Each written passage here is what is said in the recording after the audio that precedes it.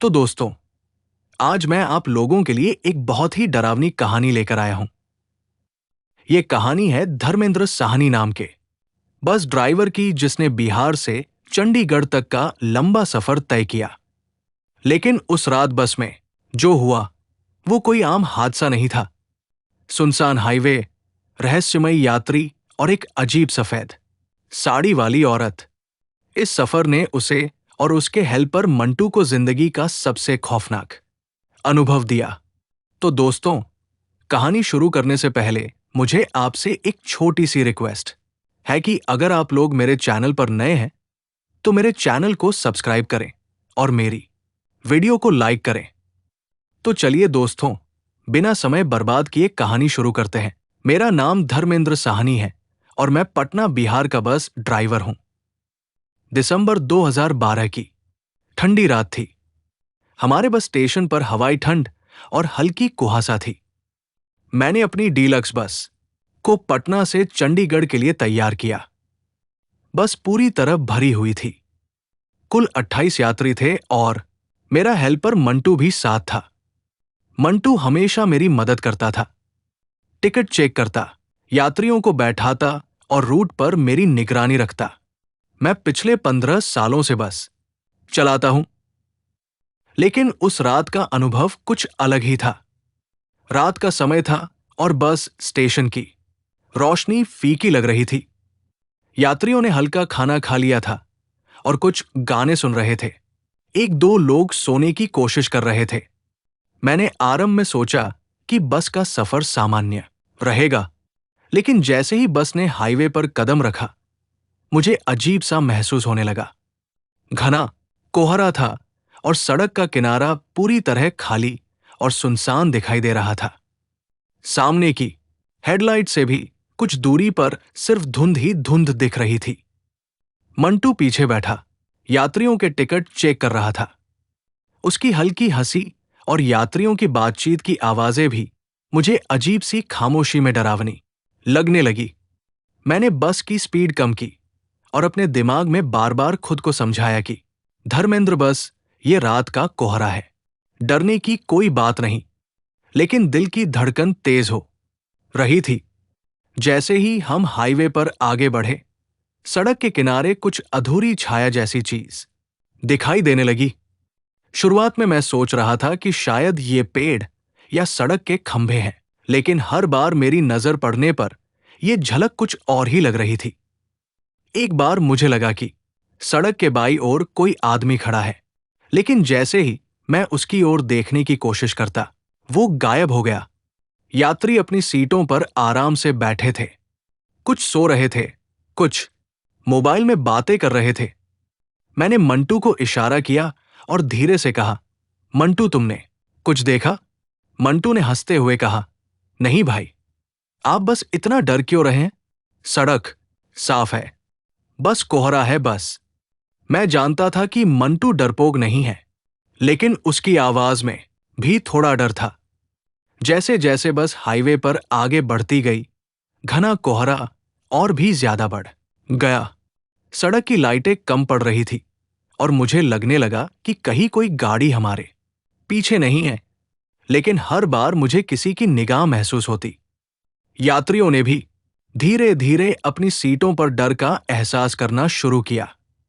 मैंने देखा कि पीछे की सीट पर बैठे एक युवक बार बार खिड़की की ओर देख रहा है। उसकी आंखें बड़ी हो रही थी। रात करीब 1 बज चुकी थी। अचानक बस के पास से कोई तेज आवाज हुई। ऐसा लगा जैसे किसी ने सड़क पर पत्थर फेंका हो। मंटू चौंका और यात्रियों की तरफ देखा। कुछ यात्रियों ने अपने आप ही सीट से उठकर खिड़की की ओर झांकना शुरू किया। मैंने बस को धीरे से रोका और बाहर देखा। सड़क पर कुछ नहीं था, सब शांत था। फिर मुझे कुछ अजीब सा दिखाई दिया। सड़क के बीच में एक आदमी खड़ा था। पूरी तरह से काला, चेहरा दिखाई नहीं दे रहा था। मैंने हेडलाइट की रोशनी उस पर डाली, लेकिन वो अभी भी स्थिर था, जैसे जगह से हिल ही नहीं रहा। मैंने हॉर्न बजाया, बस की स्पीड बढ़ाई, लेकिन वो आदमी हमारी बस के साथ चलने लगा। मंटू ने पीछे से चिल्लाया, भाई, वो आदमी बस के साथ चल रहा है। यात्रियों की चीखें बस में गूंज उठी। कुछ लोग रोने लगे, कुछ ने अपनी सीट के नीचे झुककर सिर छुपा लिया।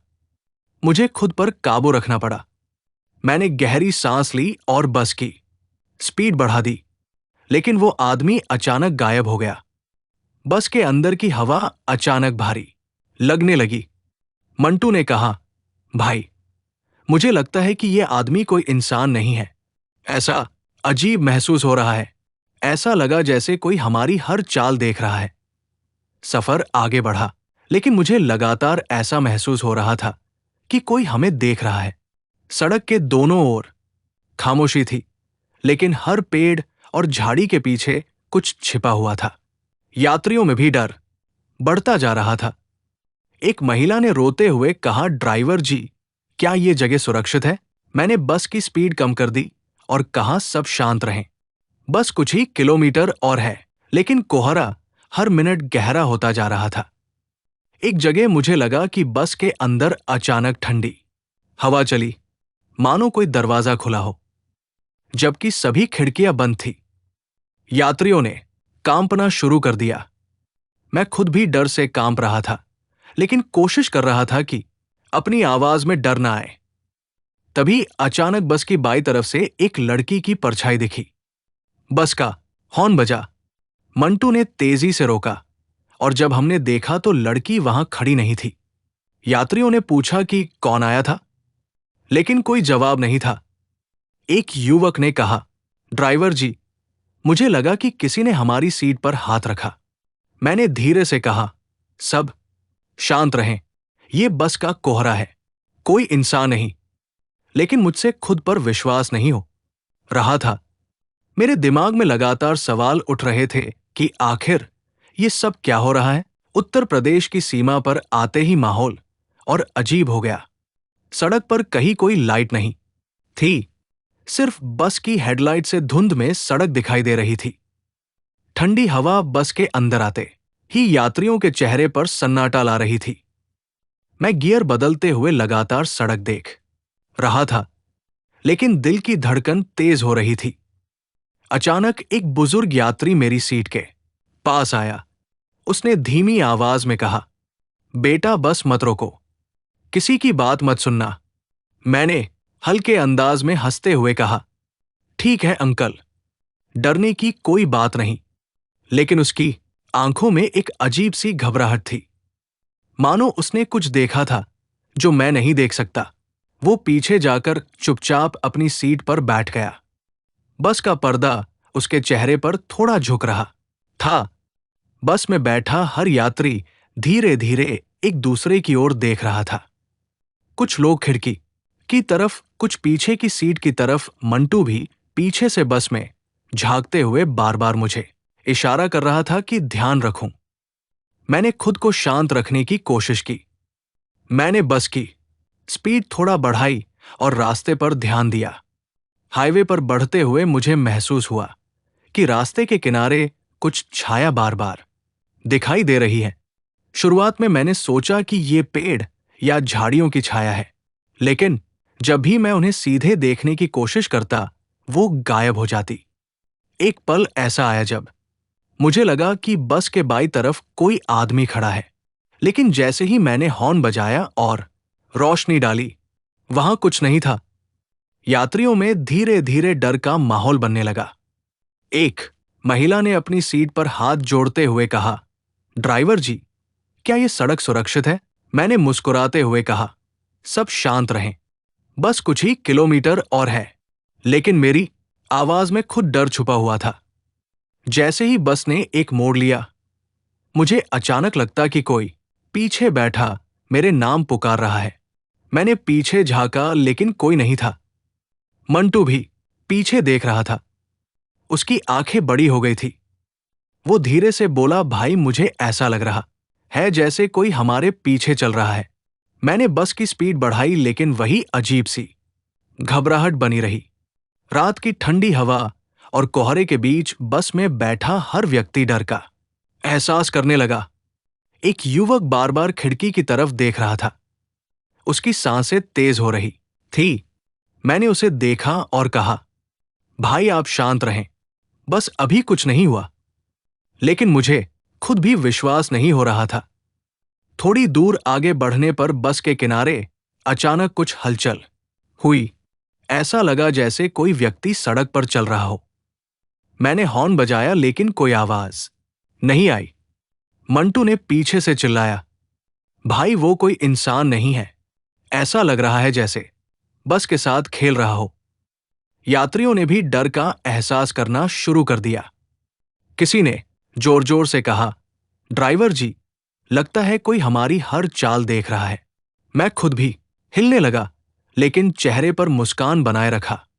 मैंने बस की स्पीड कम कर दी और धीरे धीरे आगे बढ़ाया। तभी अचानक पिछली सीट से जोर की आवाज आई। ऐसा लगा जैसे कोई जोर जोर से चीख रहा हो। यात्रियों ने अपने हाथ अपने कानों पर रख लिए।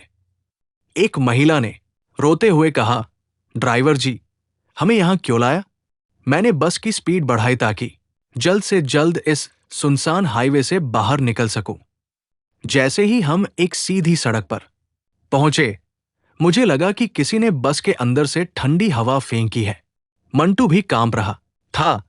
मैंने खिड़कियां चेक की, सब बंद थी। यात्रियों के चेहरे सफेद पड़ चुके थे। किसी ने भी एक शब्द नहीं कहा। बस खामोशी थी, लेकिन उस खामोशी में डर की आवाजें गूंज रही थी। बस में बैठा हर व्यक्ति अब पूरी तरह डर गया था। कोई सो नहीं रहा था। सब बार बार खिड़की की तरफ देख रहे थे। मैं खुद भी डर गया था, लेकिन ड्राइवर होने के नाते मैंने बस को रोकने का ख्याल नहीं किया। मैंने कहा, सब शांत रहें, जल्दी ही चंडीगढ़ पहुंच जाएंगे। थोड़ी देर बाद मुझे लगा कि सड़क पर कोई दौड़ता हुआ हमारा पीछा कर रहा है। मैंने पीछे देखा, लेकिन कोई नहीं था। यात्रियों ने भी पीछे देखा और सबकी आंखों में डर साफ दिखाई दे रहा था। मंटू ने धीरे से कहा, भाई, ये सब सामान्य नहीं है। ऐसा लग रहा है जैसे ये हाईवे हमारा इंतजार कर रहा हो। आधी रात का समय था। हाईवे सुनसान और घना कोहरा चारों ओर फैला हुआ था। बस की हेडलाइट की रोशनी केवल कुछ ही दूरी तक सड़क को दिखा रही थी। यात्रियों की नींद हर बार बस के हर हिलते डुलते आवाज पर टूट रही थी। मैं लगातार सड़क पर नजर गड़ाए हुए था, लेकिन अब तक का डर और अजीब महसूस मेरे दिल में लगातार बढ़ रहा था। मंटू पीछे से बार बार मेरी ओर देख रहा था। उसकी आंखों में डर साफ दिखाई दे रहा था। तभी लगभग 2 बजे के आसपास बस के सामने सड़क पर कुछ दिखाई दिया। पहले मुझे लगा कि ये कोई पेड़ की शाखा है, लेकिन जैसे ही बस की रोशनी उस पर पड़ी, मुझे साफ दिखाई दिया कि ये एक औरत है। सफेद साड़ी पहने, बाल खुले हुए और हाथ हिलाते हुए वो सड़क के बीच खड़ी थी। उसकी साड़ी की लंबी फुनकारी हवा में लहरा रही थी और उसकी परछाई कोहरा में और भी डरावनी लग रही थी। मैंने तुरंत ब्रेक लगाया। बस का पहिया फिसलते हुए रुकने लगा। मंटू डर के मारे कांप रहा था और धीरे से कहने लगा, भाई भाई, ये औरत। ये उसकी आवाज रुक गई और वो बस के अगले हिस्से में पीछे हट गया। मैंने उसे शांत रहने का इशारा किया, लेकिन खुद भी डर के मारे हाथ कांप रहे थे। जैसे ही मैं बस की स्पीड कम कर रहा था, औरत ने धीरे धीरे बस की ओर कदम बढ़ाए। उसकी चाल कुछ अजीब और असामान्य थी, मानो वो जमीन पर चल रही नहीं थी। मुझे उसकी आंखों की ओर देखना पड़ा और तब मैंने महसूस किया कि उसका चेहरा साफ नहीं था। उसकी आंखें, होंठ और नाक सब अस्पष्ट थे। बस की हेडलाइट में भी उसका चेहरा धुंधला और डरावना दिखाई दे रहा था। यात्रियों ने एक शब्द भी नहीं कहा। कुछ लोग अपनी सीट के नीचे झुक गए, कुछ हाथ जोड़कर रो रहे थे। एक युवक बार बार खिड़की की तरफ देख रहा था। उसकी सांसें तेज और अनियमित हो रही थी।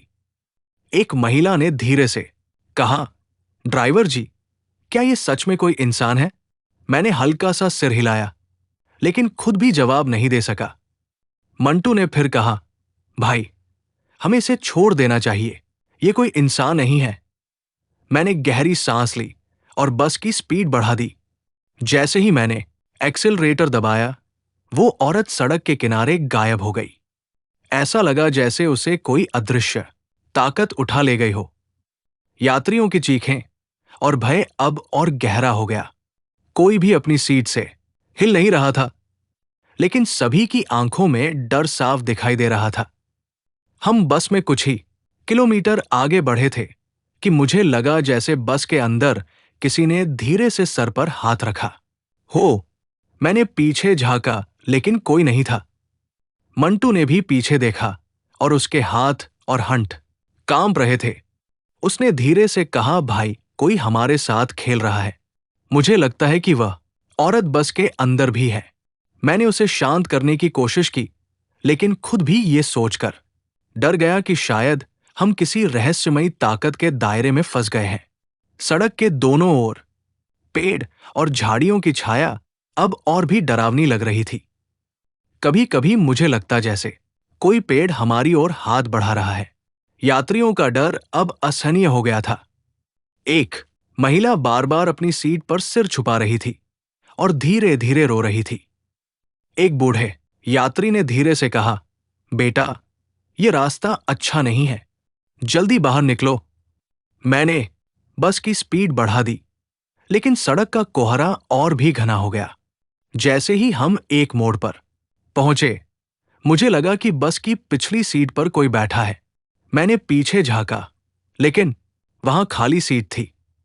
मंटू भी पीछे देख रहा था। उसकी सांसें तेज हो रही थी। उसने धीरे से कहा, भाई, ये जगह असली नहीं है। ऐसा लग रहा है कि वो औरत हमें लगातार देख रही है। मैंने बस की स्पीड और बढ़ा दी, लेकिन डर अब मेरे भीतर फैल चुका था। तभी अचानक बस के दाहिनी ओर कुछ हलचल हुई। ऐसा लगा जैसे कोई औरत सड़क के बीच में फिर से खड़ी हो गई हो। मैंने हॉर्न बजाया और रोशनी डाली, लेकिन वहां कुछ नहीं था। यात्रियों ने जोर जोर से चीखना शुरू कर दिया। मैं खुद भी कांप रहा था, लेकिन बस को रोकने का साहस नहीं हुआ। मंटू ने धीरे से कहा, भाई, हमें लगता है कि ये सफेद साड़ी वाली औरत कोई साधारण इंसान नहीं है। ऐसा लग रहा है जैसे वो बस के साथ खेल रही हो। यात्रियों में अब डर का माहौल चरम पर था। किसी ने अपने हाथ अपने कानों पर रख लिए थे, किसी ने सिर झुकाया था। हर कोई सोच रहा था कि ये डर कब खत्म होगा। रात के 3 बजे थे। कानपुर हाईवे पर बस चल रही थी। सड़क सुनसान और घना कोहरा हर तरफ फैला हुआ था। मैंने देखा कि बस का इंजन अचानक हिचकिचाने लगा और फिर पूरी तरह बंद हो गया। मैंने तुरंत गियर बदलकर इंजन स्टार्ट करने की कोशिश की, लेकिन बस बिल्कुल शांत थी। चारों ओर घुप अंधेरा था। सड़क के किनारे की झाड़ियां और पेड़ डरावनी परछाइयों की तरह झूल रहे थे। मंटू पीछे बैठा था। उसने धीरे धीरे कहा, भाई, कुछ अजीब हो रहा है। इंजन क्यों बंद हो गया? मैंने उसकी ओर देखा। उसका चेहरा पसीने और डर से भीगा हुआ था। मैंने खुद भी इंजन चेक किया, लेकिन सब सामान्य था। जैसे ही मैं दूसरी बार स्टार्ट करने की कोशिश करने लगा, अचानक पीछे से किसी के रोने की आवाज आई। पहले तो मुझे लगा कि कोई यात्री है, लेकिन यह आवाज इतनी अजीब थी कि शरीर में ठंडक दौड़ गई। मंटू कांपते हुए बोला, भाई, वो वही सफेद साड़ी वाली औरत है। मैंने पीछे देखा। सड़क के बीच में वो औरत खड़ी थी।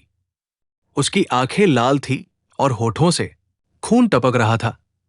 उसका चेहरा अब पहले से भी डरावना लग रहा था, जैसे कोई जिंदा भूत। यात्रियों में चीखें गूंजने लगी। कुछ लोग रोने लगे, कुछ सीट के नीचे झुक गए। मुझे खुद पर काबू रखना मुश्किल हो रहा था।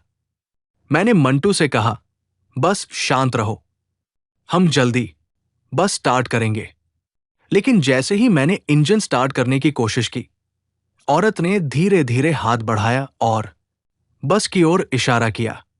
ऐसा लगा जैसे वो हमें रोक रही हो। मैंने बस की स्पीड बढ़ाई, लेकिन इंजन अब भी हिचकिचा रहा था। हर बार जब मैं स्पीड बढ़ाने की कोशिश करता, इंजन और ज्यादा थरथराने लगता। घना कोहरा और अंधेरा हमें चारों तरफ घेर लिया था। यात्रियों ने जोर जोर से चिल्लाना शुरू कर दिया।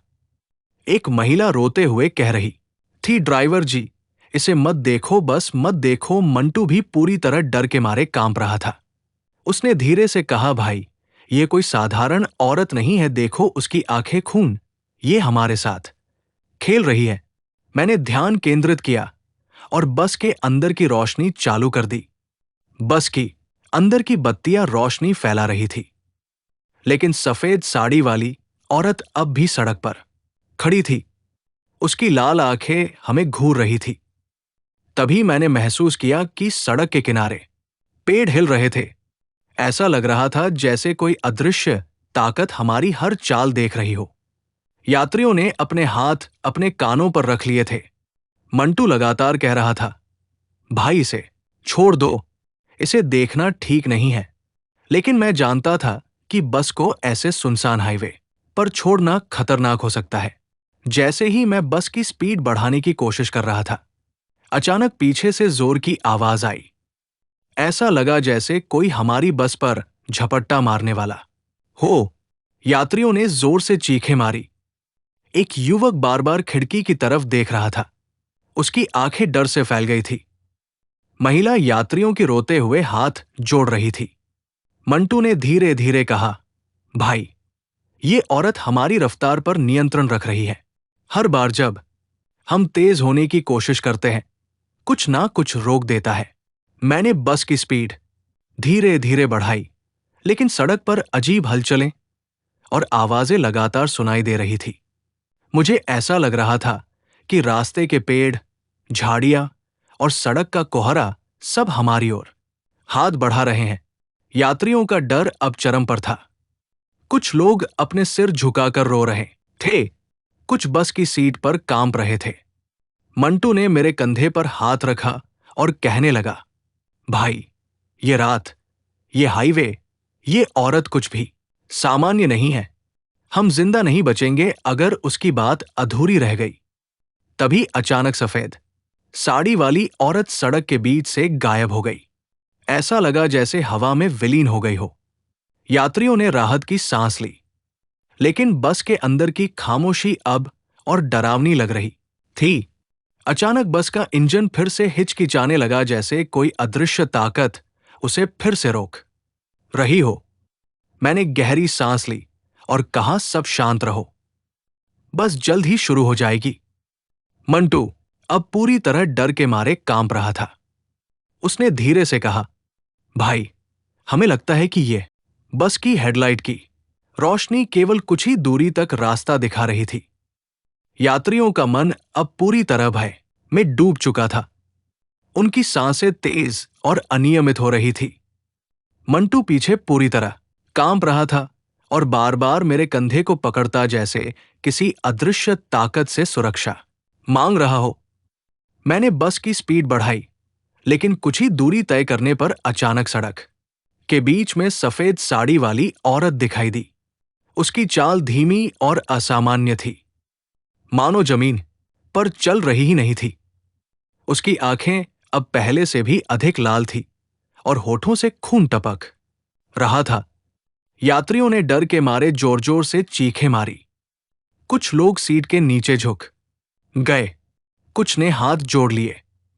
औरत ने अपनी तरफ हाथ उठाया और एक कर्कश आवाज में बोली, ये रास्ता तुम्हारे लिए नहीं है, ये आखिरी सफर है।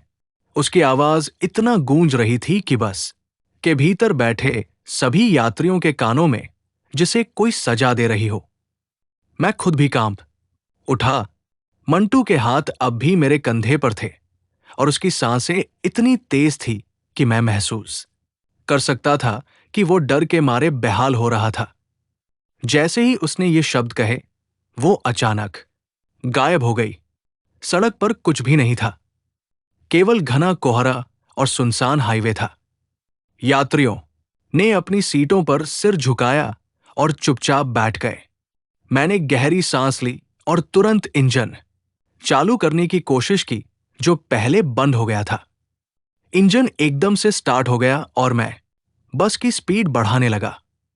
सड़क अब और भी सुनसान लग रही थी। पेड़ और झाड़ियों की परछाइयां अब और डरावनी दिखाई दे रही थी। हर बार जब बस की रोशनी किसी पेड़ पर पड़ती तो वो परछाई जैसे जीवित हो उठती। यात्रियों ने अब अपनी सीटों पर हिलना भी बंद कर दिया था। किसी ने एक शब्द भी नहीं कहा। उनके चेहरे पीले पड़ चुके थे और आंखों में भय साफ छलक रहा था। मैंने मंटू से कहा, भाई शांत रहो, बस जल्द ही चंडीगढ़ पहुंचेंगे। लेकिन मुझे खुद पर भरोसा नहीं था। दिल की धड़कन तेज हो रही थी, हाथ कांप रहे थे। मैं लगातार सड़क पर नजर गड़ाए हुए था, लेकिन हर मोड़ पर मुझे ऐसा महसूस हो रहा था कि वो सफेद साड़ी वाली औरत कहीं ना कहीं हमारी निगरानी कर रही है। थोड़ी दूरी तय करने के बाद मुझे सड़क के किनारे हल्की हलचल दिखाई दी। मंटू ने पीछे से कहा, भाई देखो वो वापस आ रही है। मैंने तुरंत हॉर्न बजाया और एक्सेलरेटर दबाया। सफेद साड़ी वाली औरत एक झलक के लिए दिखाई दी। उसकी लाल आंखें हमारे साथ साथ चल रही थी। उसके होठों से खून टपक रहा था और उसकी परछाई कोहरा में डरावनी लग रही थी। यात्रियों में अब पूरी तरह डर का माहौल था। एक महिला धीरे से कह रही थी, ड्राइवर जी, हमें यहां से तुरंत निकलना चाहिए। कुछ लोग सिर झुकाकर रो रहे थे। मंटू बार बार कह रहा था, भाई ये औरत हमारे साथ खेल रही है, हमें मरवाने के लिए ये सब कर रही है।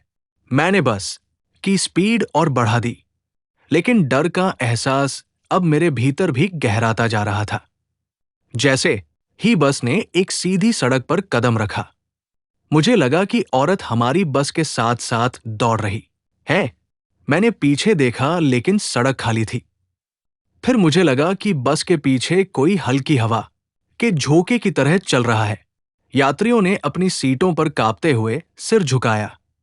एक युवक ने धीरे से कहा, ड्राइवर जी, मुझे लगता है कि वो हमारी हर चाल देख रही है। ये बस हमारा पीछा कर रही है।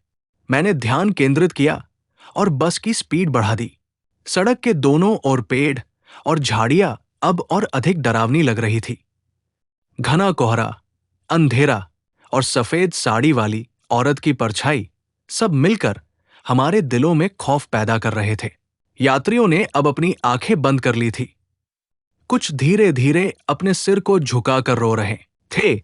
रात का समय लगभग 4 बजे था और हाईवे पर सन्नाटा इतना घना था कि बस के इंजन की आवाज भी डरावनी लग रही थी। अचानक मैंने देखा कि सड़क पर हल्की हलचल हुई। ऐसा लगा जैसे कोई हमारी बस के पास खड़ा हो। मैंने हॉर्न बजाया, लेकिन सड़क पर कोई दिखाई नहीं दिया। मंटू ने धीरे से कहा, भाई ये असली नहीं है, ये हमें डराने के लिए ही यहां है। यात्रियों का भय चरम पर था। किसी ने अपने हाथ अपने कानों पर रख लिए थे, किसी ने सिर झुकाया और धीरे धीरे रो रहे थे।